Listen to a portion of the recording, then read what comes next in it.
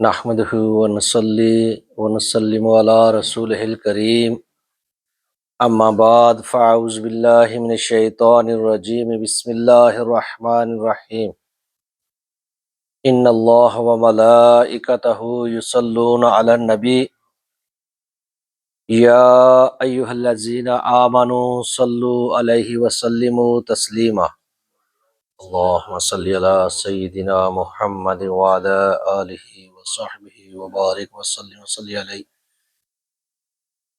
پچھلی دفعہ جو بیان کیا گیا تھا حضرت صدیق اکبر رضی اللہ تعالیٰ عنہ کے حالات زندگی اسلام سے قبل کے جو حالات زندگی تھے، آپ کے والدین کے بارے میں، آپ کا بچپنا کیسے گزرا، پھر باقی کیا کیا معاملات ہوئے، اس کے بارے میں بیان کیا گیا تھا۔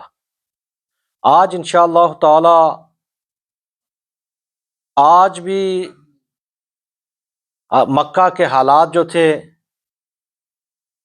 پھر وہ کون سے واقعات ہوئے، وہ کیا کیا چیزیں ہوئی جنہوں نے اسلام لانے میں آپ کی مدد کی، کچھ وہ واقعات بیان کیے جائیں گے۔ لیکن ان سے پہلے جو پچھلا بیان تھا، بعض دفعہ زبان کی غلطی سے کوئی چیزیں ایسی ہوتی ہیں کہ وہ آگے پیچھے ہو جاتی ہیں، تو اسی طریقے سے جو پچھلا بیان تھا اس میں حضرت ابو بکر صدیق رضی اللہ تعالیٰ عنہ کے والد کا جو قبول اسلام کے بارے میں بیان کیا گیا تھا، تو وہ غلطی سے وہ 14 ہجری بیان کیا گیا، حالانکہ آپ کے والد ابو قحافہ جب فتح مکہ ہوا تو اس دن انہوں نے اسلام قبول کیا تھا، تو ان کی وفات 14 ہجری کو ہوئی تھی۔ یہ ایک چیز تھی جو زبان کی غلطی کی وجہ سے پچھلے بیان میں یہ چیز بیان کر دی گئی تھی، تو اس کی اصلاح کرنی ضروری تھی۔ تو آج انشاءاللہ تعالی تو حضرت ابو بکر صدیق رضی اللہ تعالیٰ عنہ ایک کامیاب تاجر تو تھے ہی تھے، کیونکہ اہل مکہ کا پیشہ ہی تجارت تھا۔ جب کوئی بچہ اس عمر کو پہنچتا، جوان ہوتا، تو وہ بھی تجارت میں لگ جاتا، کیونکہ ان کا پیشہ تھا۔ تو آپ نے تجارت شروع کی، اللہ سبحانہ و تعالیٰ نے تجارت میں آپ کو بہت ہی فائدہ دیا، آپ ایک کامیاب تاجر کی حیثیت سے جانے پہچانے جانے لگے۔ آپ مکہ کے ان مخصوص لوگوں میں سے تھے جو پڑھنا لکھنا بھی جانتے تھے،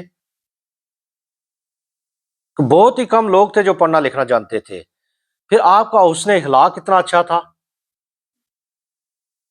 آپ کی بول چال، آپ کا طریقہ کار، آپ تھے بھی سادہ طبیعت، نہایت نرم لہجہ، نرم، تو اس وجہ سے بھی یہ بھی آپ کی وہ خوبیاں تھی کہ لوگ آپ کے گرویدہ ہونا شروع ہو گئے۔ پھر جو باقی تاجر تھے، جو باقی وہ بزنس کرنے والے تھے، وہ بھی آپ کے پاس آ کر بیٹھا کرتے تھے، آپ سے صلاح مشورے کرتے، آپ ان کو جس طریقے سے کچھ وہ مشورے کرتے پھر آپ بتاتے۔ تو اہل مکہ آپ کی شرافت کی وجہ سے بھی آپ کافی جانے پہچانے جاتے تھے۔ تو جب کوئی مکہ کے اندر کوئی قتل کا معاملہ ہو جاتا، اسلام سے قبل بھی آپ کے پاس یہ عہدہ تھا کہ جو دیت کا مال ہوتا وہ قریش آپ کے پاس جمع کرواتے، اگر کسی اور کے پاس وہ مال جمع کروایا جاتا تو وہ اس پر اختلاف کرتے۔ تو جب اگر کوئی کہتا کہ یہ مال ابو بکر کے پاس جمع کروایا جائے گا، تو وہ سارے کے سارے اس پر متفق ہو جاتے، تو آپ دیت کے فیصلے بھی فرماتے۔ اگر کسی کی آپ ضمانت لے لیتے، کسی بھی بندے کی آپ ضمانت لے لیتے کہ اس کے میں ضامن ہوں، تو آپ کی ضمانت کو معتبر سمجھا جاتا، کوئی اس کے خلاف نہیں جاتا۔ اس حد تک لوگ آپ پر اعتبار کرتے تھے۔ تو آپ نے تو کبھی بت پرستی کی ہی نہیں، شروع سے کبھی نہیں کی۔ ایک دفعہ کہتے ہیں کہ جب آپ بچے تھے تو آپ کے والد آپ کو لے کر بیت اللہ شریف گئے، کیونکہ وہاں پر بت رکھے تھے اس وقت۔ کیونکہ ہر والد کا خواب ہوتا ہے کہ بچہ اس کے مطابق چلے، کوئی مذہب کی تعلیم حاصل کر لے۔ تو کہتے ہیں کہ جب آپ کے والد لے کر گئے تو آپ نے پتھر ایک اٹھایا، بچپنا تھا، اس بت کو دے مارا۔ آپ کے والد کو آپ کی یہ حرکت بہت ناپسند لگی۔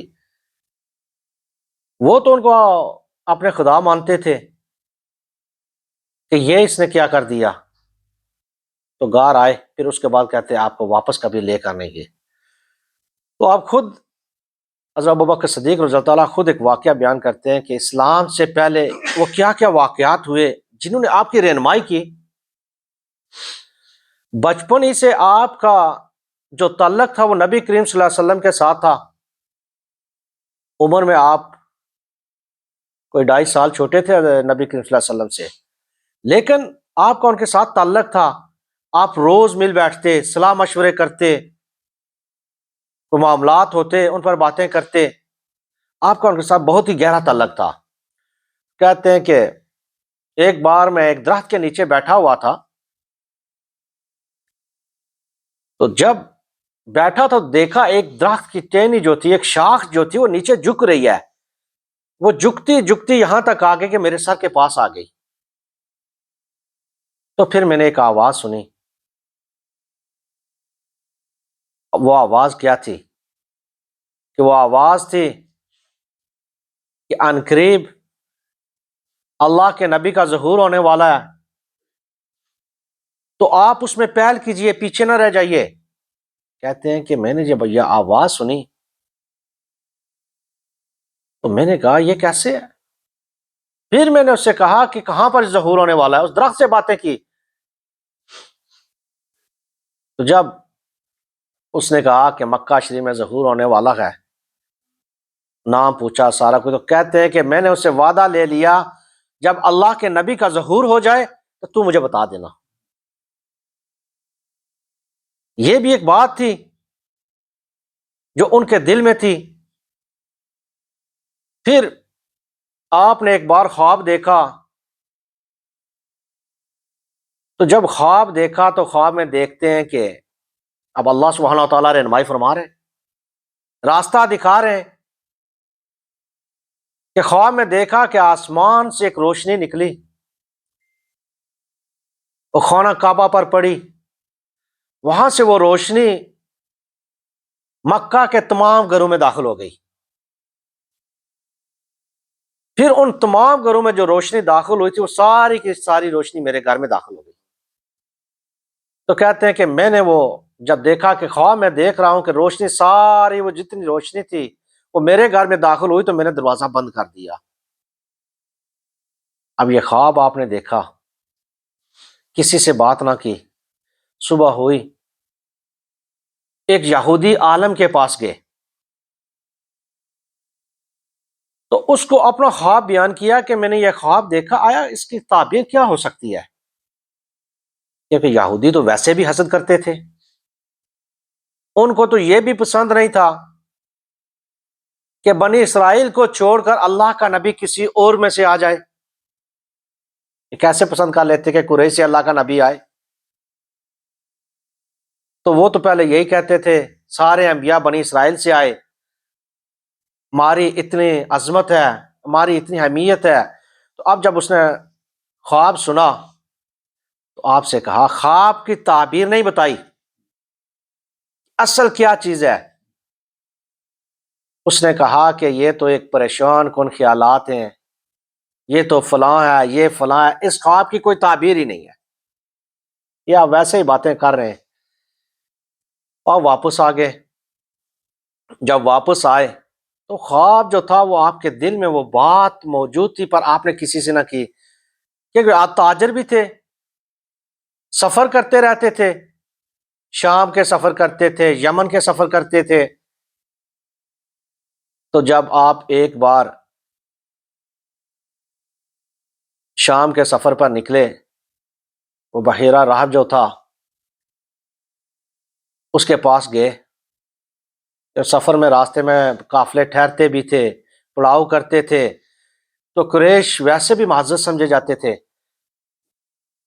تو جو جاننے والے تھے، حالانکہ تورات کے بھی جو جاننے والے تھے، ان کو بھی پتا تھا کہ جو اللہ کا نبی آئے گا، آخری نبی ہوگا، اس کی یہ خصوصیات ہوگی، وہ وہاں کہاں سے ہوگا؟ وہ اہل قریش سے ہوگا، وہ مکہ میں ہوگا، پھر وہاں سے مدینہ شریف ہجرت کرے گا۔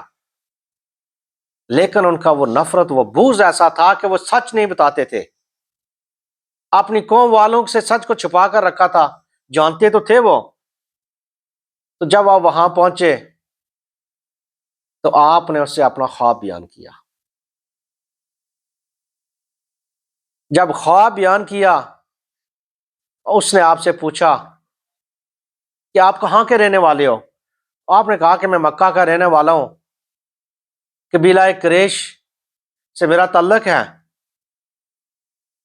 تو جب اس نے خواب دیکھا، آپ ان کا خواب اس نے سنا، آپ نے جو سنایا، تو اس نے کہا کہ ان قریب اللہ کے نبی کا ظہور ہوگا، اس کے بعد آپ ان کے دست راست وزیر ہوں گے۔ وہ جو خواب کی تفسیر تھی پھر اس نے بتائی کہ یہ معاملات ہو گئے۔ آپ نے پوچھا کہ کہاں پر ہوگا؟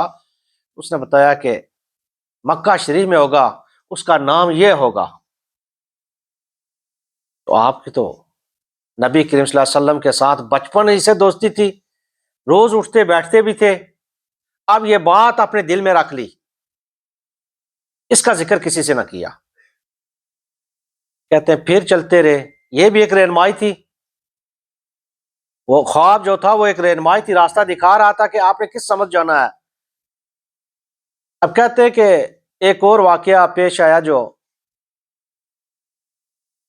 آپ یمن گئے، تو جب یمن گئے تو آپ ایک بوڑھے کے پاس رکے، وہ بوڑھا عالم تھا۔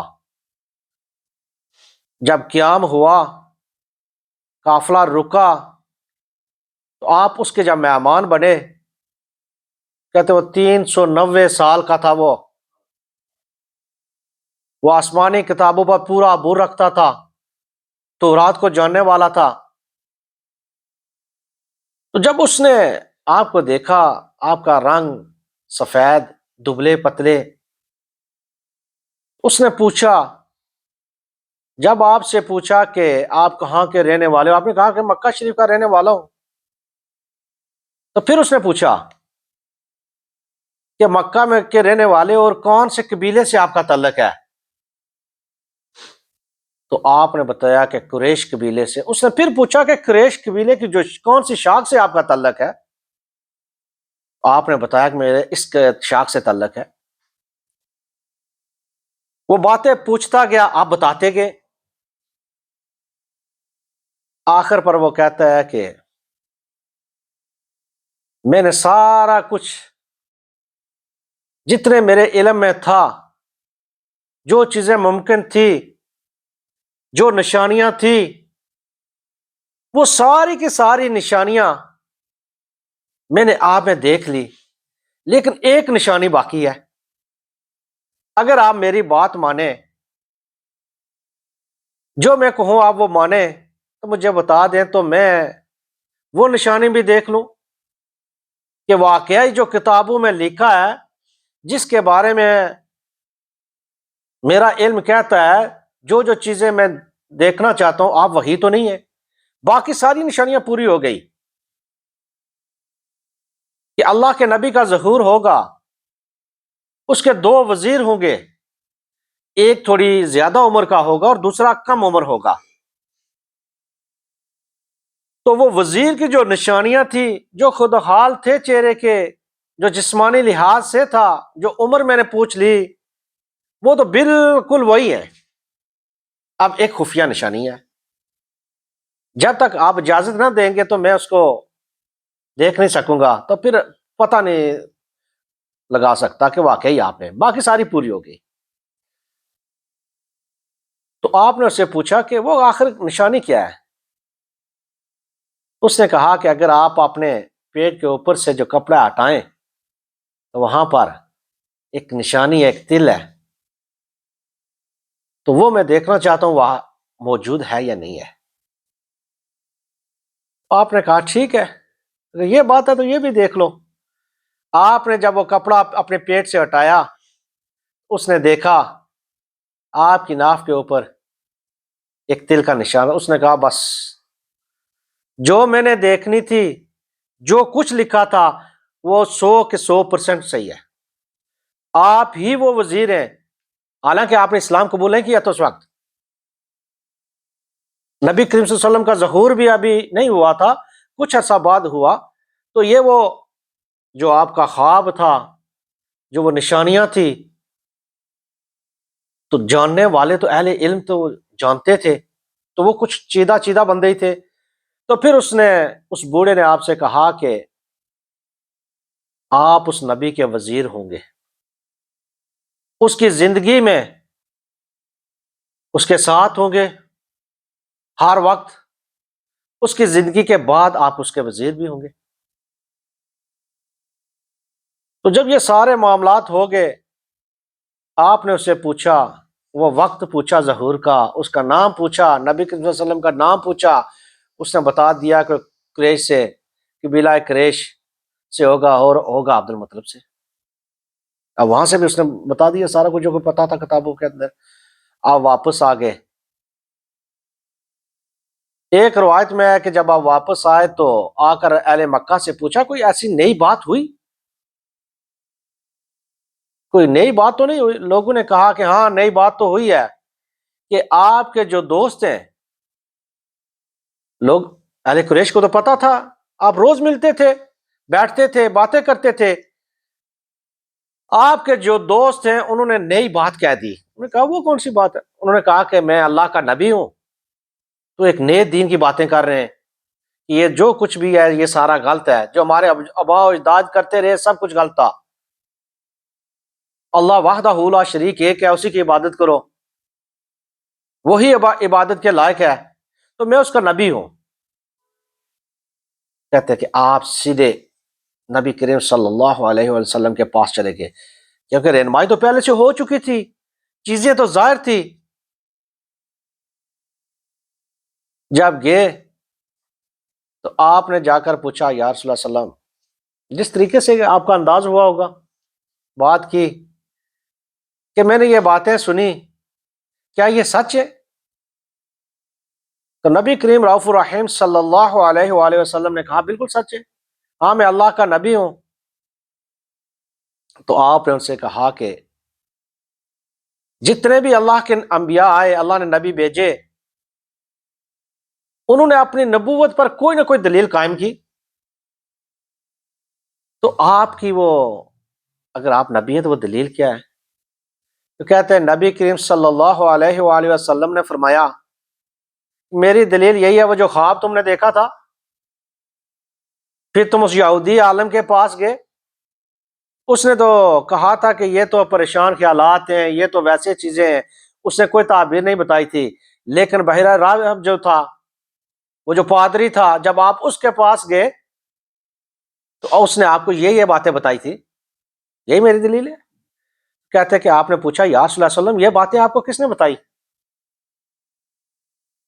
کہ بات تو میں نے کسی سے نہیں کی، یہودی عالم کے پاس گیا تھا، پھر خاموش، پھر وہاں پر گیا اس راہب کے پاس، تو میں نے تو کسی سے، انہوں نے نبی کریم صلی اللہ علیہ وسلم نے فرمایا کہ مجھے جبرائیل علیہ السلام نے، امین نے بتایا تھا، تو یہ ساری چیزیں مجھے انہوں نے بتا دی تھی۔ تو کہتے ہیں کہ پھر آپ نے کہا یا رسول اللہ صلی اللہ علیہ وسلم ہاتھ آگے بڑھائیے، میں آپ کے ہاتھ پر اسلام قبول کرتا ہوں۔ تو پھر آپ نے اسلام قبول کر لیا۔ جب اسلام قبول کر لیا، بڑا مشکل دور تھا، کوئی آسان بات نہ تھی، اپنوں کے ساتھ لڑنا تھا، گھر والوں کے ساتھ لڑنا تھا، اپنے قبیلے والوں کے ساتھ لڑنا تھا، قربانی دینا کوئی آسان کام نہیں ہے۔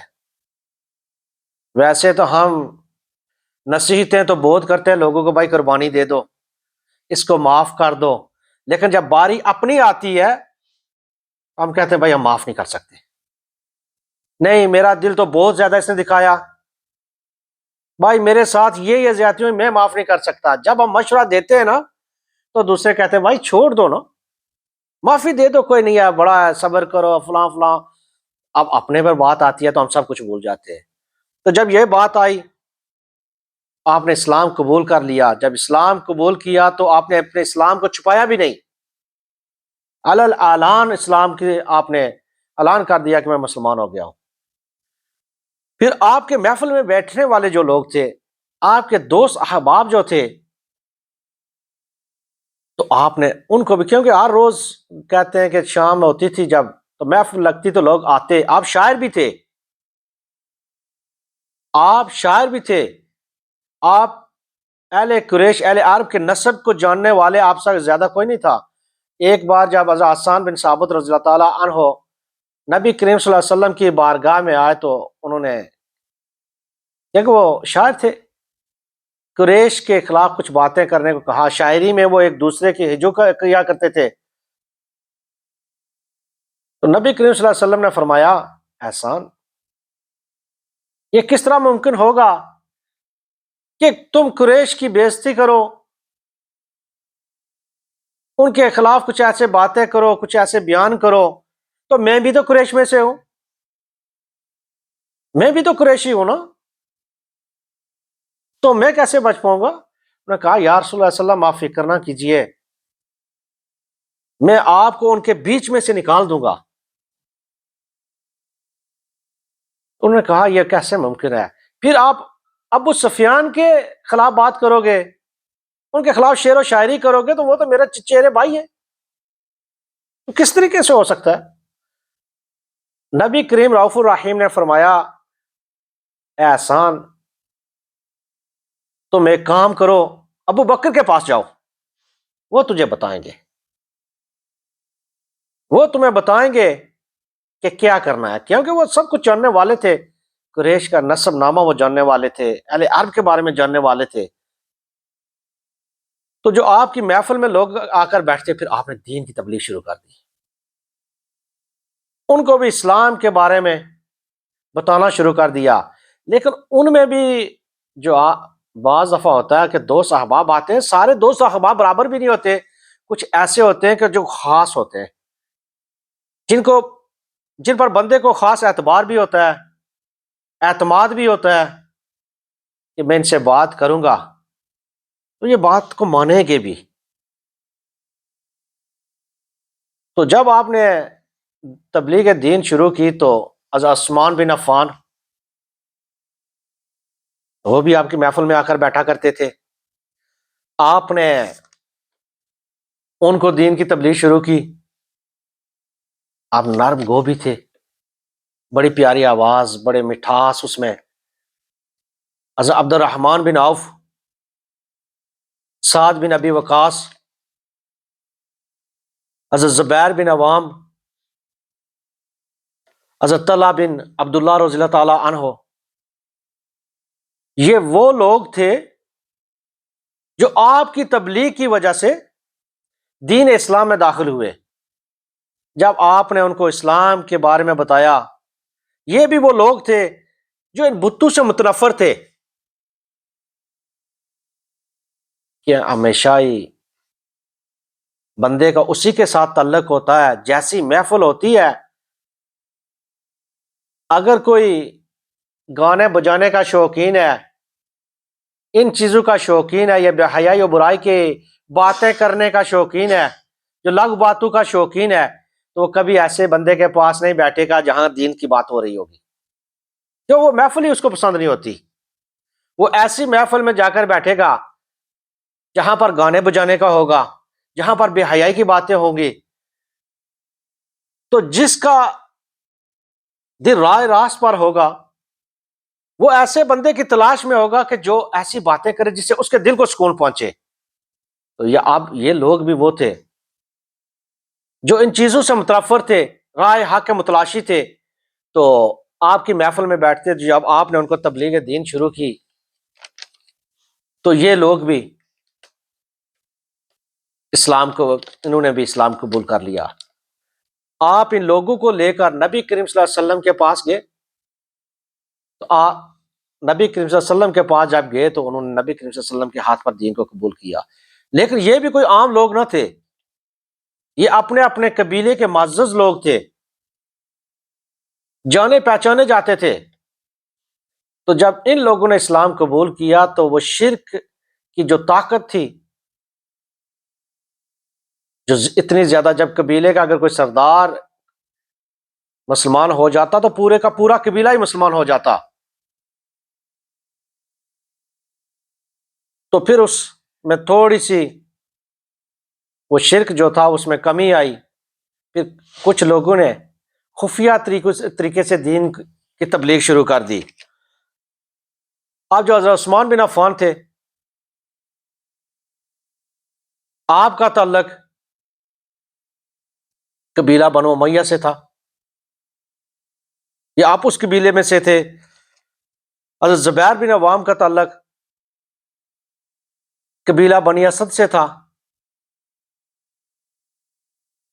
حضرت عبد الرحمن رضی اللہ تعالیٰ عنہ، سعد بن ابی وقاص رضی اللہ تعالیٰ عنہ کا تعلق قبیلہ بنی زہرہ سے تھا۔ تو حضرت طلحہ رضی اللہ تعالیٰ عنہ کا تعلق قبیلہ بنی تمیم میں سے تھا۔ یہ مختلف قبیلوں کے لوگ تھے۔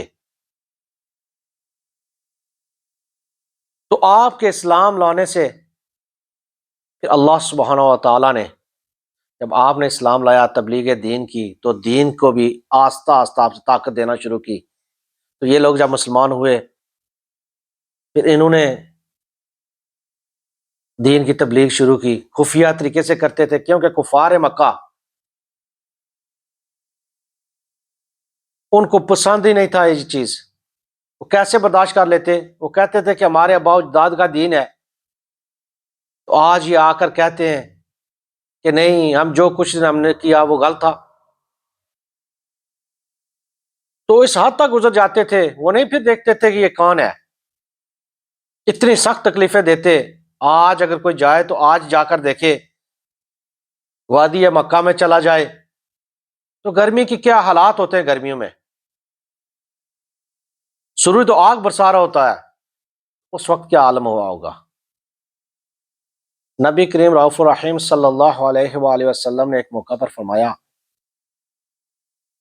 میں نے تمام لوگوں کا، جس نے بھی میرے ساتھ کوئی احسان کیا، میں نے دنیا پر بدلہ دے دیا، لیکن ابو بکر وہ ہیں جن کے احسانات کا میں دنیا میں بدلہ نہیں دے سکا، کل قیامت والے دن اللہ سبحانہ و تعالیٰ ان کے احسانات کا بدلہ دیں گے۔ تو انشاءاللہ تعالی آج اسی پر ختم کرتے ہیں، اگر زندگی رہی تو پھر انشاءاللہ اگلے ہفتے سے آگے بیان کیا جائے گا۔ وما الا البلاغ المبین۔